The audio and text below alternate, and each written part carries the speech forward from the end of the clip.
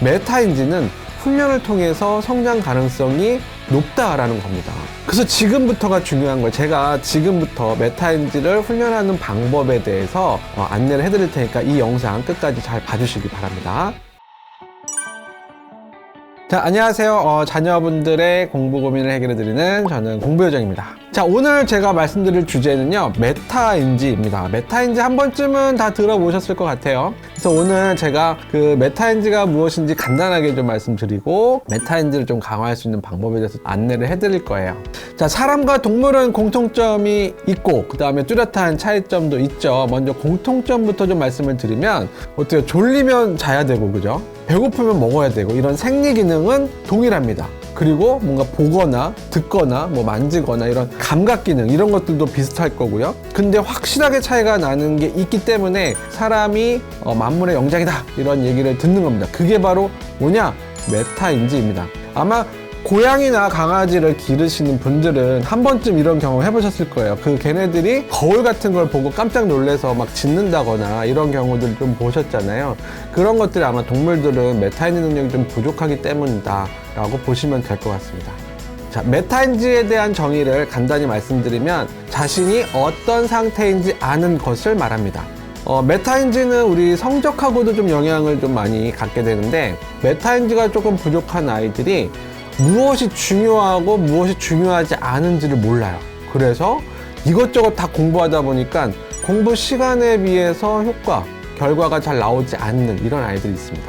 따라서 결과적으로 메타인지가 좋은 아이들이 내가 아는 것과 모르는 것, 그리고 무엇이 중요하고 중요하지 않은 것들을 아는 학생들이기 때문에 똑같은 시간을 공부하더라도 효율성이 좀 좋고 효과성이 좋아서 좋은 결과를 가져오게 되는 거죠.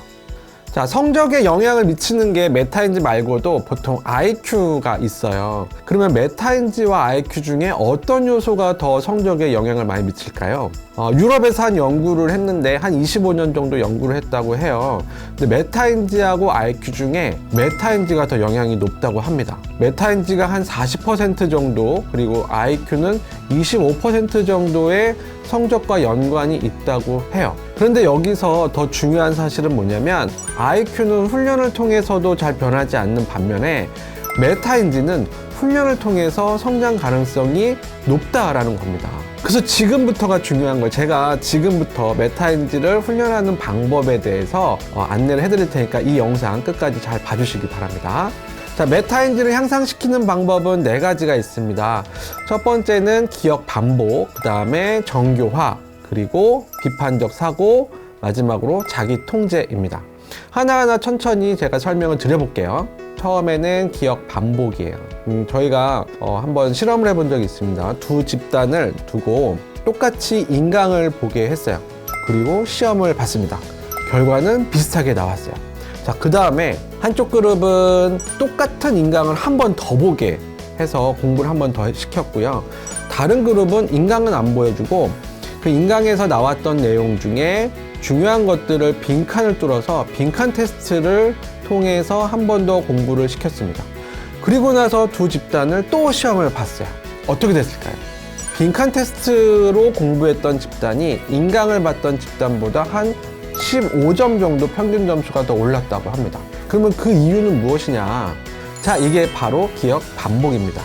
기억 반복이라는 거는 자기가 기억하고 있는 한 번 더 인출하는 그런 과정을 말하는 거죠. 근데 신기한 건 우리 아이들이 어떤 방식을 더 좋아하냐 이거예요. 인강 보는 걸 좋아할까요? 아니면 빈칸 테스트 보는 걸 더 좋아할까요? 아이들은 인강 보는 걸 더 선호합니다. 왜냐? 스트레스를 덜 받기 때문에 그래요. 인강은 그냥 드라마 보듯 영화 보듯 그냥 편안하게 그냥 보면 되잖아요. 반면에 빈칸 테스트는 좀 스트레스 상황들에 놓여집니다. 첫 번째는 걔가 기억하고 있는 것들을 끄집어내야 되는 거에 스트레스가 하나 있고요. 또 하나는 내가 틀릴 수도 있다라는 어떤 그런 가능성에 대한 스트레스가 있어요. 사람들은 틀리는 거에 대해서는 이렇게 스트레스를 좀 받거든요. 그래서 아이들은 인강을 보는 걸 더 좋아하죠. 그래서 아이들이 학원 갔다 오면은 공부한 것 같다는 느낌을 받거나 인강 보는 것 자체로 공부 다 했다라고 하는 것도 바로 이런 이유 때문에 그렇습니다. 자, 그렇다 그러면 우리 아이들이 스트레스는 좀 받지만 빈칸 테스트를 조금 더 잘 보게 하는 방법은 뭐가 있을까요? 우리 부모님들이 도와주셔야 될 거는 빈칸 테스트를 통해서 나온 결과에 대해서 부정적인 피드백을 하지 않는 것입니다. 빈칸 테스트를 통해서 틀렸을 경우에 그거에 대해서 혼내기보다는 배울 기회가 생겼구나 라고 좀 더 긍정적으로 피드백을 해주셨을 때 우리 아이들이 그 기회를 배움의 기회로 좀 더 이제 가져오게 되는 거죠. 그래서 좀 더 좋은 분위기에서 아이들이 더 좋은 방법으로 공부를 할 수 있게 됩니다. 자, 두 번째는 정교화입니다. 정교화라는 거는요, 그룹핑이에요.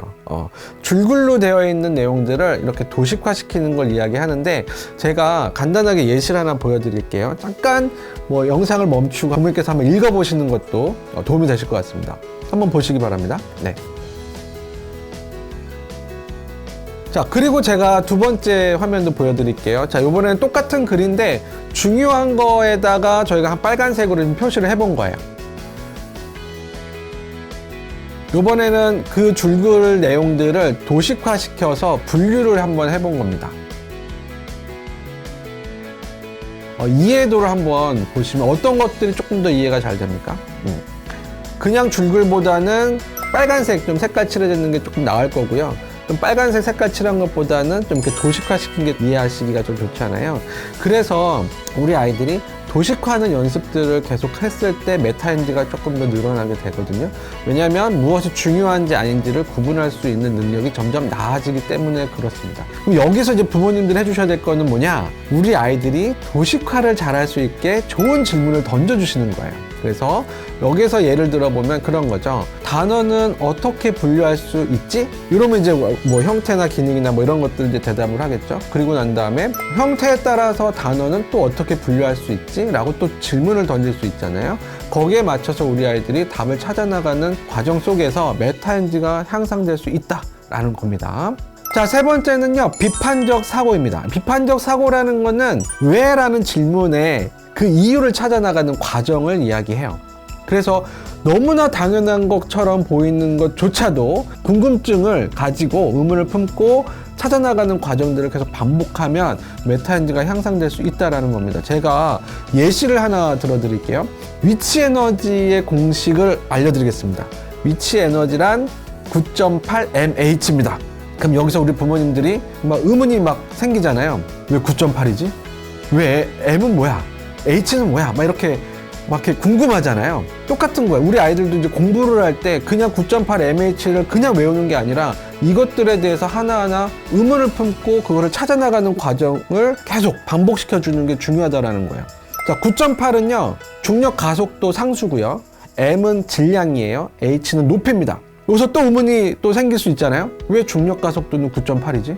이런 질문들을 품을 수가 있고, 또 궁극적으로는 근데 왜 위치 에너지를 왜 구해야 되는 거야? 이거 어디다 써먹는 거야? 이런 질문도 가질 수가 있잖아요. 그러니까 이런 식으로 공부할 때 계속 의문을 품어나가는 이런 학습 방법을 가졌을 때 메타인지가 늘어날 수 있다라는 거고요. 자, 마지막으로는 자기 통제입니다. 자기 통제라는 것은 내가 원하는 것들을 얻기 위해서 지금 나의 뭐 감정이나 욕망이나 행동들을 자제해가는 어떤 만족 지연 능력을 이야기해요.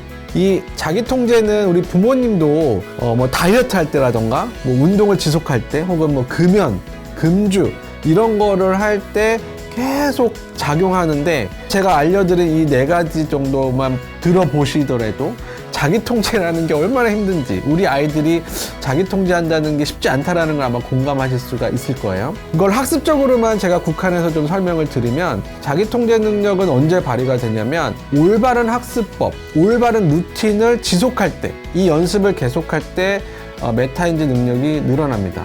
예를 들어서 우리 아이가 어떤 교재를 샀어요. 그러면 맨 처음에 항상 하는 약속을 정하는 거예요. 교재를 사면 항상 그 교재의 사용법을 읽어본다. 그거를 지켜나가는 과정에서 자기 통제 능력이 향상이 됩니다. 또 예를 들어 보면 어떤 단원을 공부할 땐 항상 학습 목표를 먼저 본다 라는 거라던가, 그리고 영어 단어를 외울 때는 항상 쓰면서 한다라든가 이런 몇 가지 공부하는 방법들에 대한 약속들 있잖아요. 이런 것들을 꾸준히 지켜나가는 과정에서 메타 인지는 향상이 됩니다. 여기서 제가 하나 팁을 더 드리면 이렇게 공부 방법들을 정리하는 노트 하나 정도 만들어 주시면 좋을 것 같아요. 그래서 이번 시험을 보고 분석할 때 이번에는 어떤 학습법들이 좀 향상됐다, 어떤 학습법들이 잘 지켜졌다 혹은 잘 지켜지지 않았다라는 것들을 같이 분석을 하시면 그런 것들이 점점 쌓이면 정말 더 좋은 학습법을 갖게 되고 더 좋은 시험 결과를 가져오게 될 거예요. 오늘은 제가 메타인지에 대해서 말씀을 드렸습니다. 그래서 오늘 이 영상을 보시고 우리 아이들과 함께 이 메타인지를 향상하는 어떤 연습들을 꾸준히 하신다면 점점 더 발전하는 우리 아이들 모습 보실 수 있을 겁니다. 자, 오늘 영상도 도움이 되셨고 다음 영상도 기대가 되신다면 구독과 좋아요 그리고 알림 설정 부탁드립니다. 지금까지 저는 공부요정이었습니다. 감사합니다.